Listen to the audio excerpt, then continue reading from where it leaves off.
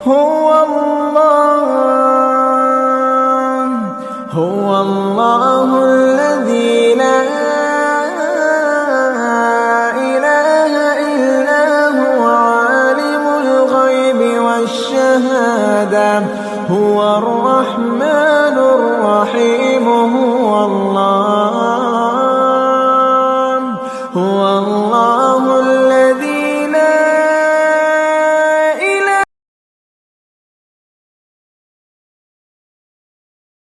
إله السميع العليم من الشيطان اللعين الرجيم بسم الله الرحمن الرحيم الحمد لله رب العالمين وصل يا ربي على محمد وآله الطيبين الطاهرين اللهم صل على محمد وآل محمد وعجل فرجهم وعجل لوليك الفرج يا كريم واجعل فرجنا بفرجه يا أرحم الراحمين توكلت على الله العظيم رب اشرح لي صدري ويسر لي أمري واحلل عقدة من لساني يفقه قولي رب يسر ولا تعسر وتمم بالخير آمین یا رب العالمین. طلاب عزیز،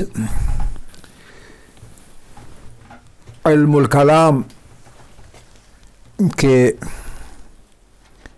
میدان کے اندر ہم آج کل اللہ سبحانہ و تعالیٰ کے وجود کے لیے، اس کے ثابت کرنے کے لیے دلائل قائم کر رہے ہیں. ہم نے کہا کہ جب اس پورے کائنات پر نظر ڈالی جائے تو ایک طرف پوری کائنات ہے اور دوسری طرف ایک انسان ہے. تو یہ جو آثار ہیں، نشانیاں ہیں، دلائل ہیں، براہین ہیں، یعنی برہان کی جمع براہین ہیں خدا کو ثابت کرنے کے لیے. یہ ہر جگہ ملتے ہیں، انسان میں بھی ملتے ہیں اور انسان سے باہر بھی ملتے ہیں، کائنات کے اندر، پورے کائنات کے اندر. ہم نے تقریباً انسان کے اندر یعنی عالم درون، انسان کا عالم درون، اندر والا عالم، اس کے بارے میں ہم نے بحث تقریباً مکمل کر لی. تو اس کے بعد ہم جائیں گے کائنات کی طرف اور وہاں ڈھونڈیں گے کہاں ہمیں ملیں گے یہ دلائل، یہ پروفس، یہ ثبوت اللہ کے وجود کے. تو لیکن آخر پہ انسان کے اندر بھی بہت سارے دلائل ہیں، کائنات میں بھی بے شمار دلائل ہیں اللہ کے وجود کو ثابت کرنے کے لیے. لیکن ہم نے سب کے سب ناممکن ہے بلکہ کہ پورے کے پورے ثبوت ایک جگہ جمع کر کے ان کو ڈسکس کیا جائے. بے شمار ثبوت ہے. ہاں، جو خاص ثبوت تھے وہ ہم نے تقریباً ٹچ کیے، ان پہ بحث کی.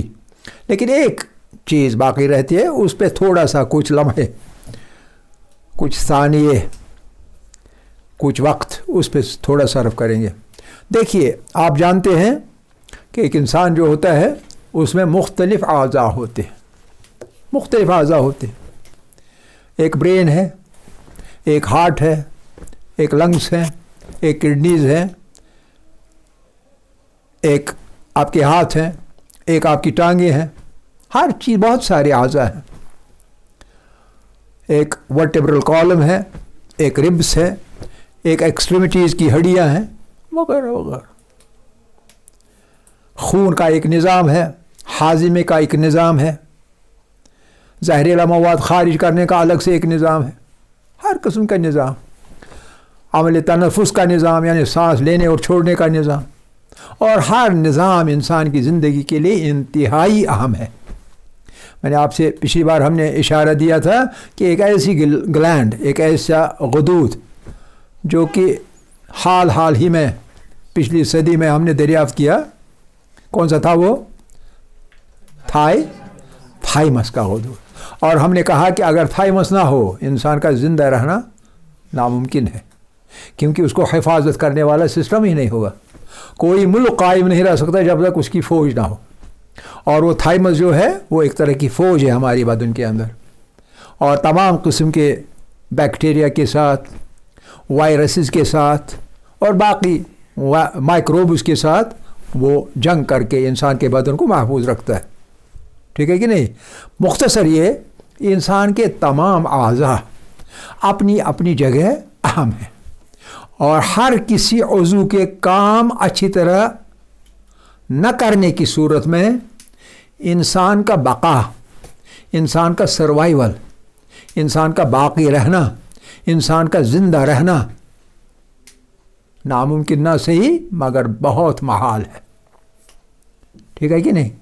اب آپ ایک اندازہ کیجئے، یہ سارے نظام جب کام کرتے ہیں تو ہم آہنگی کے ساتھ کام کرتے ہیں.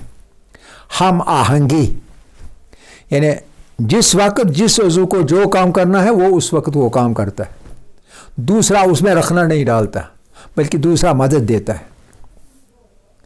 اس پہ بہت بحث کی جا، بہت باتیں کی جا سکتی ہیں اس کو کلیئر کرنے کے، لیکن آپ میں سے اکثر سائنس کے اسٹوڈنٹ ہیں، اس لیے آپ کو پتہ ہوگا پہلے سے ہی. آپ ایک دیکھیں نا، آپ کی آنکھ ہے، کس چیز کے لیے یہ آنکھ اللہ نے دی ہے؟ دیکھنے کے لیے، ہے نا؟ جب آنکھ کو دیکھنا ہے، اچانک کوئی صدا ہو گئی اور آپ چاہتے ہیں میں دیکھوں یہ صدا کہاں سے آئی، ایک دم سے آپ کی آنکھ کھلتی ہے اور دیکھتی. ٹھیک ہے کہ نہیں؟ اور جب آپ دیکھ رہے ہیں، ایسا کرتے ہوئے اگر اچانک کوئی چیز سامنے آ گئی، آپ کے آنکھ کے پپوٹے ایک دم سے بند ہو جاتے ہیں. کیوں بند ہو جاتے ہیں؟ کھلتے ہیں دیکھنے کے لیے، بند کیوں ہو جاتے ہیں؟ تاکہ کوئی ضرر آور چیز، مضر چیز آگے سے آ کے آپ کی آنکھ کو نقصان نہ پہنچائے. اس لیے ایک دم سے آپ کے پپوڑے بند ہوتے ہیں. آپ آنکھ کھولتے ہیں جان بوجھ کر، والنٹریلی، لیکن جب آنکھ خود بخود بند ہو جاتی ہے، کوئی چیز دیکھ کے، ریتلا طوفان پتہ کر کے، کوئی بھی چیز آپ کی آنکھ سے کوئی آدمی یوں کرے گا، وہ ادھر ایسے کرے گا، آپ کو نہیں مارے گا، لیکن آپ کی آنکھ ایک دم سے بند ہوگی، کہیں مجھے ہی نہ مارے. لیکن یہ جو آنکھ بند کی، یہ آپ نے نہیں بند کی، یہ کوئی نظام ہے ان والنٹری مسلز کا جو کہ خود بخود کام کرتے، آنکھ کو بند کرتے ہیں. اور جب آپ کو آنکھ کھولنی ہوگی تو آپ جان بوجھ کر والنٹری مسلز کے ذریعے سے کھولتے ہیں. یعنی ایک طرف سے والنٹری مسلز، ایک طرف سے انوالنٹری مسلز. آپ اگر چاہیں اپنے دل کا جو ہے وہ دھڑکن اس کو تیز کریں، کیا کر سکتے ہیں؟ نہیں کر سکتے. آپ چاہیں اس کو کم کریں، دھیرے کریں، کیا کر سکتے ہیں؟ نہیں کر سکتے. کویا دل کی دھڑکن آپ کے تابع نہیں، خود بخود جیسے حالات ہوں ویسا دھڑکے گا، یا تیز دھڑکے گا یا آہستہ دھڑکے گا. اور اسی طرح سے دل کے ذریعے سے خون بدن کو پھینکنے کی رفتار، پریشر، کس پریشر کے ساتھ نکلنا چاہیے. پریشر کام ہو، آپ کے دور والے اعضاء تک خون نہیں پہنچے گا، آپ کے دماغ تک خون نہیں پہنچے گا، آپ کے پاؤں تک خون نہیں پہنچے گا، آپ کی انگلیوں تک خون نہیں پہنچے گا، بیچ والے حصوں کو خون ملے گا. لیکن اگر زیادہ تیز نکل گیا، زیادہ تیز پریشر کے ساتھ خون نکل گیا، ہم کہتے ہیں اس کو بلڈ پریشر. اس کا مطلب ہے جو رگیں نازک دیواروں کے ساتھ ہوتی ہیں ان کو پھٹنے کا خطرہ ہوتا ہے. اور پھر ہم کہتے ہیں اگر ایسا آدمی اس طریقے سے مر گیا، ہم کہتے ہیں اس کو ہیمریج ہو گئی، یعنی اس کی رگ کہیں نہ کہیں پھٹ گئی. برین ہیمریج، اگر دماغ کی کوئی رگ پھٹ گئی، بدن کی کہیں کی ہیمریج. تو مطلب یہ ہے کہ کچھ اعضاء آپ کے تابع کام کرتے ہیں، لیکن کچھ اعضاء آپ کے تابع کام نہیں کرتے، خود کار طریقے سے خود بخود کام کرتے ہیں. اور دونوں صورتیں، وہ صورت بھی اور یہ صورت بھی، دونوں صورتیں ایسی ہیں کہ ان کے درمیان تمام کے تمام حصے آپ کے بدن کے ہم آہنگی کے ساتھ، آرگنائز طریقے سے، نظم کے ساتھ کام کرتے ہیں، اور آپ کی زندگی صحت مند زندگی رہتی ہے. اور اگر نظم نہ رہے، آپ صحت مند نہیں رہ سکتے ہیں. اب سوال یہاں پیدا ہوتا ہے، اپنا جو ہم سوال کرتے ہیں مادہ پرست سے، وہی سوال یہاں بھی کر سکتے ہیں. اور وہ سوال کیا ہوگا؟ سوال ہوگا یہ کہ ہم کہیں جناب مادہ پرست، ہمیں یہ بتائیے کہ آپ کے بدن کو، ہمارے بدن کو، ہر کسی انسان کے بدن کو یہ آرگنائزڈ طریقے پر کام کرنے کا حکم کون دیتا ہے؟ اب اگر اس نے کہا کہ مادہ دیتا ہے، ہم کہیں گے کون سا مادہ، کہاں کا مادہ؟ جو مادہ خود بخود اٹھ نہیں سکتا، یہ مادہ پڑا ہے، یہ اٹھ نہیں سکتا، خود بخود حرکت نہیں کر سکتا جب باہر سے کوئی طاقت آ کے اس کو نہ اٹھائے۔ کوئی بھی مادہ ہو وہ کچھ نہیں کر سکتا تب تک جب تک نہ خارج سے یعنی باہر سے کوئی عامل، کوئی کام کرنے والا اس پر کوئی عمل کرے، اس کو اٹھائے، اس کے ساتھ جو کرنا ہو سو کرے۔ خود بخود تو مادہ کبھی ہم نے نہیں دیکھا کرتا ہے کوئی کام۔ کیوں نہیں کرتا ہے؟ کیونکہ اس میں طاقت نہیں۔ کیوں نہیں کرتا ہے؟ کیونکہ اس میں ارادہ نہیں۔ کیوں نہیں کرتا ہے؟ کیونکہ اس میں شعور نہیں۔ اور یہ انسان کا سسٹم دیکھ کے ہم کہتے ہیں یہ بنانے والا انسان کا بدن، انسان کا جسم، یہ کتنا عقل مند ہونا چاہیے کہ ہر کام کو میٹیکیولسلی بغیر کسی غلطی کے کام کرنے کا گر سکھاتا ہے۔ یہ کوئی طاقت ہونی چاہیے، اور وہ طاقت خود عاقل ہونی چاہیے، حکیم ہونی چاہیے، یعنی اس میں حکمت ہونی چاہیے، کمال کی عقل ہونی چاہیے، کمال کی حکمت ہونی چاہیے،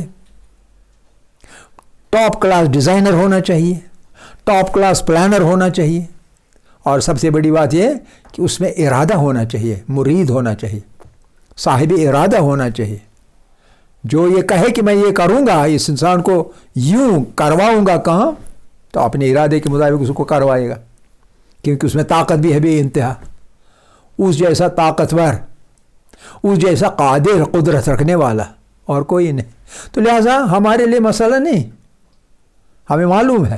لیکن اے مادہ پرست، آپ بتائیے آپ کے پاس کیا اس ساری صورتحال کی کوئی توجیہ ہے؟ ہمارے سوالوں کی آپ میں تاب ہے کہ ہمارے سوالوں کا جواب دے سکتے ہیں؟ مادہ پرست جواب ہمارے سوالوں کا نہیں دے سکتا ہے۔ خود اس کے اندر بھی، ذہن کے اندر یہ سوال اگر کبھی اٹھتے ہوں گے، لیکن وہ جہالت کی وجہ سے ان کو دباتا ہوگا، ورنہ یہ سوال اٹھنے والے ہیں۔ انسان عاقل اللہ نے بنایا ہے، اور عقل کا تقاضا ہے کہ سوال اٹھاتا ہے آدمی، کیونکہ اس کے اندر ایک انکوزیٹو مائنڈ ہے، سوال اٹھانے والا ذہن ہے۔ تو یہ سوال اٹھانا انسان کے ذہن کا کام ہے، انکوزیٹو مائنڈ، جس میں تجسس ہے، جستجو ہے، میں دیکھوں، ہر چیز کو دیکھوں، ہر چیز کیسے کام کرتی ہے وہ جان لو۔ یہ جان لینے کا جستجو کا مادہ انسان کے اندر ہے، اور اسی جستجو کی مادے کی بنیاد پر انسان میں آموزش کے ذریعے علم آتا ہے، ورنہ نہیں آئے گا۔ اگر کسی انسان میں جستجو نہ ہو، انکوزیٹو مائنڈ نہ ہو، کیا وہ علم حاصل کر سکتا ہے؟ اس کو کیا پڑی ہے؟ بیٹھا رہے گا، آرام سے کھاتا رہے گا، ملا کچھ تو کھائے گا، نہیں ملا کچھ تو خدا جانے اور وہ جانے۔ لیکن علم وہ تبھی حاصل کر سکتا ہے جب اس میں جستجو ہو، تلاش کی یہ خاصیت ہو، میں تلاش کروں، میں دیکھوں، میں جان لوں یہ والی چیز سنہرے رنگ کی کیوں ہے، یہ والی چیز سٹیل رنگ کی کیوں ہے، یہ والی چیز سفید رنگ کی کیوں ہے، یہ رنگوں کی دنیا کیسے ہے، اس کو کیوں عالم رنگ بو کہتے ہیں، اور یہ لائٹس کا نیچر کیا ہے، رنگوں کا نیچر کیا ہے۔ انسان اس جستجو والے ذہن کے ذریعے سے ان سوالوں کے پیچھے پڑتا ہے، اور پیچھے پڑنے کی ہی وجہ سے اس نے ایک انارمس باڈی آف نالج جمع کی ہوئی ہے، انارمس بے شمار نالج جمع کی ہوئی ہے، اور ابھی بہت منزلیں آگے۔ تو اس سارے معاملے میں اے مادہ پرست انسان، ہمیں یہ بتائیے کہ یہ سب کچھ کون کرتا ہے؟ اگر آپ کہیں گے کہ مادہ کرتا ہے، یا یہ کہ انسان کے نیچر میں ہے، تو وہ نیچر کہاں سے آ گیا؟ اور نیچر میں بھی تو مادہ ہی ہوتا ہے، تو وہ مادہ کیسے؟ بے شعور، بے عقل، بے حس، بے حرکت مادہ، جس میں سکت نہیں کہ اپنی تقدیر بدل لے، کہیں پڑا ہو تو پڑا ہو، خود سے اٹھ نہیں سکتا دوسری جگہ بیٹھنے کے لیے، تو اس میں کہاں سے یہ قدرت آ گئی کہ انسان کے اس سارے نظام کو، بہت ہی حکیمانہ نظام، فل آف وزڈم، اس کو اس نے انسان کے اندر الہام کر دیا ہے؟ کیسے ہو سکتا ہے؟ یہ عاقل لوگ جو ہوں گے یہ قبول نہیں کریں گے یہ جواب مادہ پرست کا. اس لیے ہم یہاں بھی ایک ثبوت معلوم کرتے ہیں، اللہ موجود ہے اور یہ سب اسی کے کام ہے، اسی کے افعال ہے، افعال الہی ہیں، اور یہ سب کے سب عاقلانہ ہے، حکیمانہ ہے، پرقدرت ہے، پرشعور ہے، پرعقل ہے. صرف اللہ کا ہو سکتا ہے یہ کام، کسی اور شے کا نہیں ہو سکتا ہے. تو اس کے ساتھ ہم انسان کا چیپٹر جو ہے وہ کلوز کرتے ہیں. پھر آتے ہیں ہم کائنات پر. اب کائنات پر آپ غور سے سنیے گا.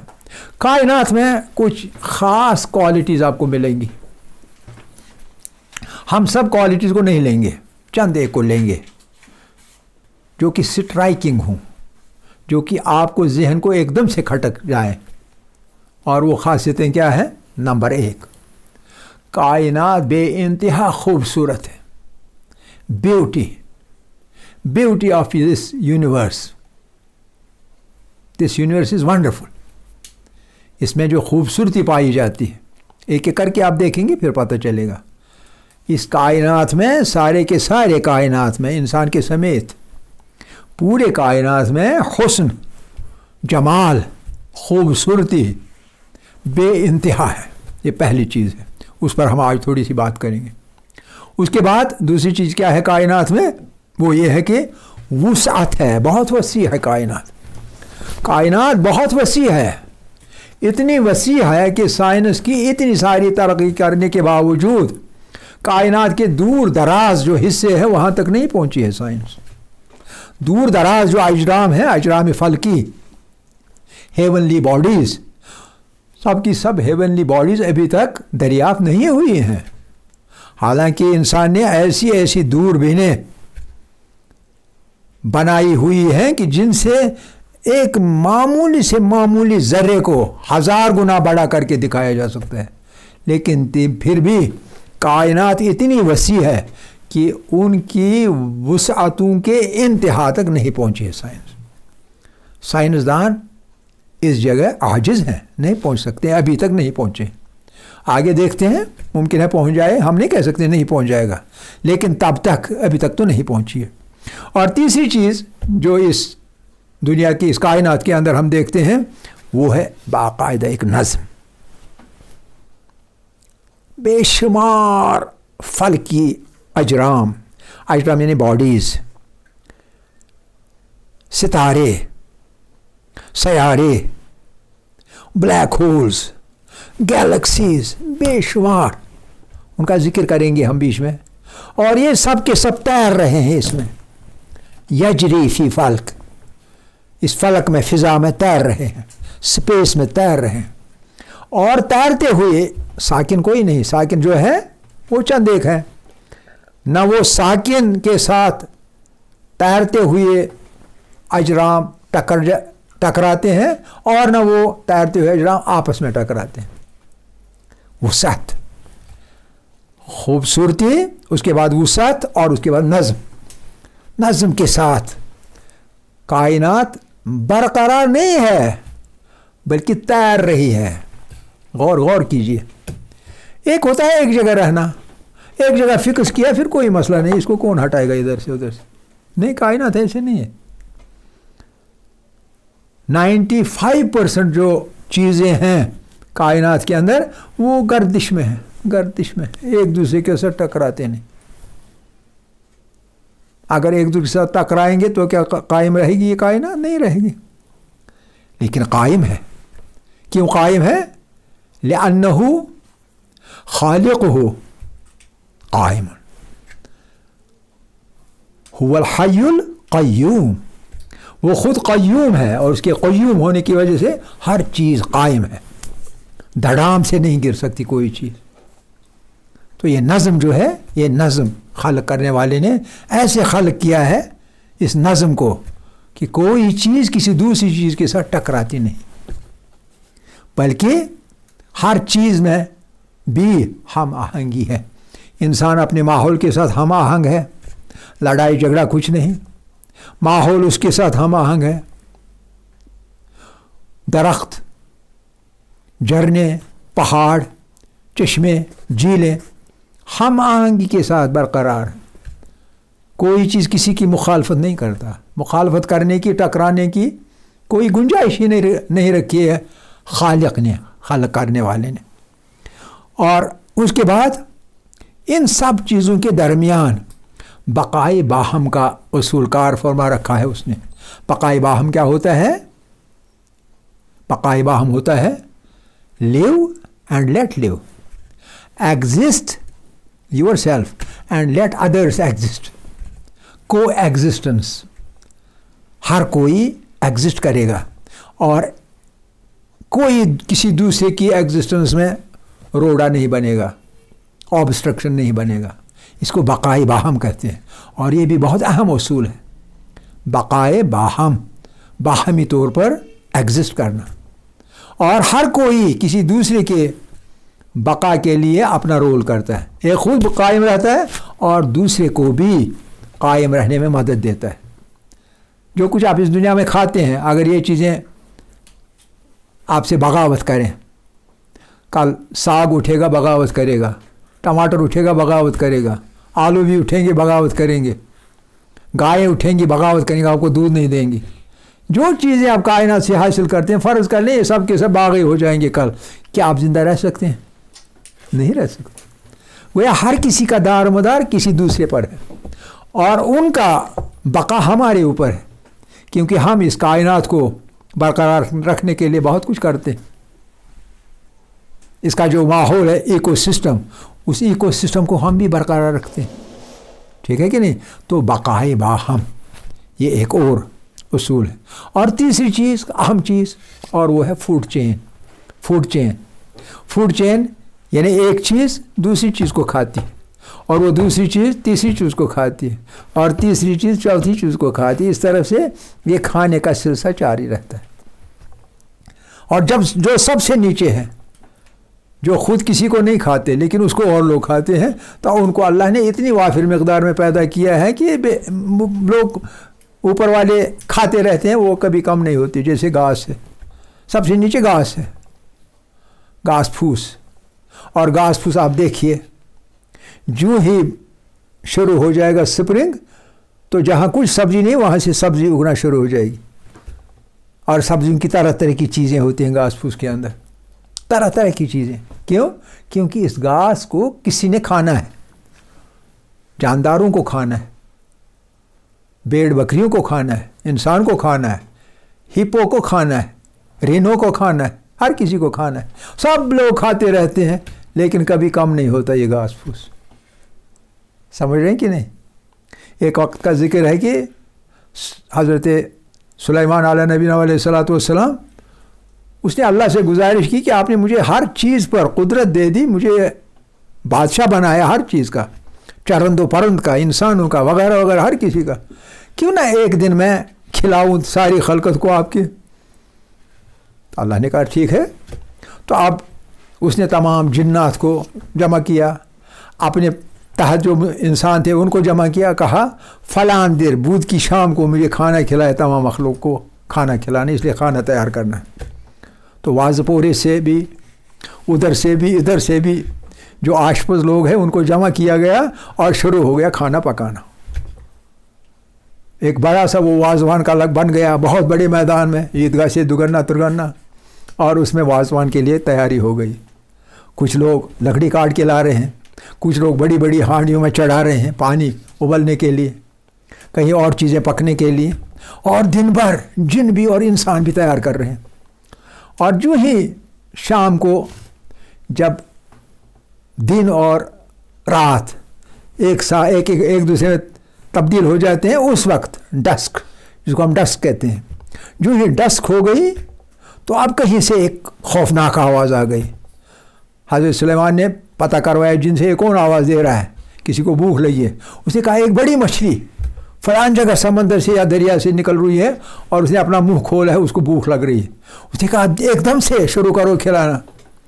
تو اب سب کے سب گئے اس کو کھلانے، اور اس نے منہ کھولا، جتنا تیار کیا تھا اتنا سب کا سب اس بڑی سی مچھلی کے پیٹ میں چلا گیا، اور وہ تب بھی آواز دے رہی تھی، تب بھی آواز دے، میرا کچھ نہیں بنا، مجھے اور کھلاؤ اور کھلاؤ اور کھلاؤ۔ تو اب جب سب ختم ہو گیا، باقی سب بھوکے رہیں گے، تو حضرت سلیمان کو اپنی جگہ اندازہ ہو گیا، یہ میں نے کیا بے وقوفی کا کام کیا، بہت بڑا بادشاہ ہو کے بھی میں نے اللہ سے ایک ایسا مقصد مانگ لیا کہ جو کہ میرے بس کی بات نہیں۔ تو اس نے کہا یا اللہ، یہ صرف آپ کا کام ہے، مجھے معاف کریں، اب میرے جنات وغیرہ سب بھوکے رہیں گے، اب میں کیا کروں؟ تو اللہ نے کہا یہی ہوتا ہے، یہی ہوتا ہے، جب چھوٹا منہ بڑا بات کرنے لگے تو یہی ہوتا ہے۔ تو اس لیے کوئی پرواہ نہیں، ان کو میں خود کھلاؤں گا۔ تو اللہ نے خود ہر کسی کو فراہم کیا۔ اللہ کھانا فراہم نہ بھی کرے تب بھی کبھی اس کی بھوک مٹاتا ہے تو مسئلہ ختم۔ اب سلیمان میں یہ قدرت نہیں نا، سلیمان میں تو یہ قدرت ہی نہیں، لیکن اللہ میں یہ قدرت ہے۔ آپ کو بہت بھوک لگی ہے، 5 کلو کھانا کھانے کے بجائے 4 کلو سے ہی آپ کا پیٹ بھر جائے گا، یا 2 کلو سے ہی پیٹ بھر جائے گا، یا 1 ہی کلو سے پیٹ بھر جائے گا، اور یا کبھی کبھی کچھ نہ کھا کے بھی پیٹ بھرے گا۔ یہ اللہ کا کمال ہے۔ سلیمان کا سلیمان میں یہ طاقت نہیں ہے۔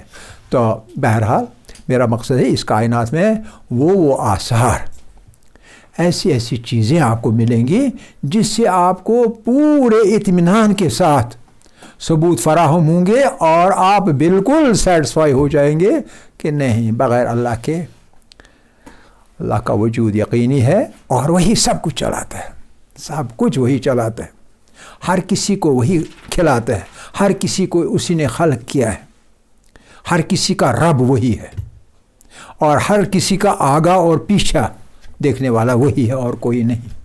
تو بہرحال اس کے ساتھ انشاءاللہ اس کی تفصیل میں جائیں گے، لیکن ابھی 2 یا 3 منٹ ہے۔ ایک سوال سے شروع کرتا ہوں، وہ سوال میں کہوں گا، بعد میں آپ جائیں گے۔ دیکھیے، اگر آپ ادھر ادھر دیکھیں گے کائنات پہ تو سب سے زیادہ سٹرائکنگ خوبصورتی جو ہوگی وہ پھولوں کی ہوگی کہ نہیں؟ رنگا رنگ پھول ہے نا، سب سے خوبصورت چیز آپ کو پھول ملیں گے، رنگ برنگے پھول۔ اب یہ رنگ برنگے کیوں ہوتے ہیں؟ کیا ان کو ان رنگ برنگے ہونے سے کوئی فائدہ ہے کوئی بات؟ آپ کو کیا معلوم ہو رہا ہے؟ آپ کیا کہہ رہے ہیں؟ کوئی خاص بات ہے اس میں کہ وہ اتنے رنگ برنگے بڑے خوبصورت اللہ نے پھول بنائے، کس وجہ سے؟ اس میں کیا حکمت ہے؟ کوئی بتا سکتا ہے؟ ہاں کیا ہے؟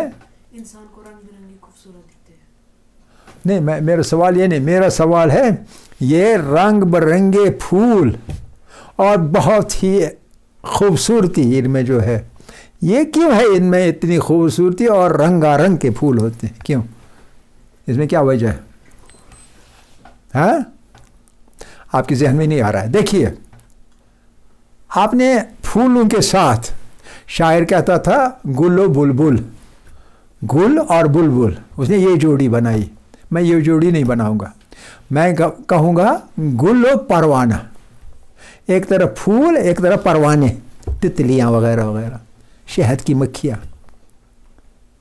ٹھیک ہے؟ اب شہد کی مکھیاں اگر ان کو بہت عشق نہ ہو پھولوں کے ساتھ، کیا وہ پھولوں کے پاس جائیں گی؟ نہیں جائیں گی نا، ان کو بہت عشق ہے، وہ پھولوں کے پاس جاتی ہے، لیکن کیا یہ عشق خالص ہے یا اس میں کوئی خود غرضی ہے؟ اس میں خود غرضی ہے، اور وہ خود غرضی کیا ہے کہ وہ ان سے اپنا رس چوستے ہیں، ٹھیک ہے کہ نہیں؟ وہ ان سے اپنا رس چوستے ہیں، لیکن رس چوستے چوستے کیا ہو جاتا ہے، خود ان پروانوں کو بھی نہیں پتہ کیا ہوتا ہے۔ اس دوران وہ رس چوستے چوستے ان کے پاؤں جو ہے ان پر بیٹھتے ہیں، ان پھولوں پر، اور پھولوں پہ بیٹھ کے پھولوں میں سے ایک گردہ ان کے پاؤں میں لگ جاتا ہے، اور وہ گردہ کیا ہوتا ہے؟ وہ ان پھولوں کا مادہ منویہ ہوتا ہے، سپرمز ہوتی ہیں۔ ہر پھول بائی سیکشول ہوتا ہے، بالعموم ہر پھول بائی سیکشول ہوتا ہے، اس میں نر عضو بھی ہوتا ہے اور مادہ عضو بھی ہوتی ہے۔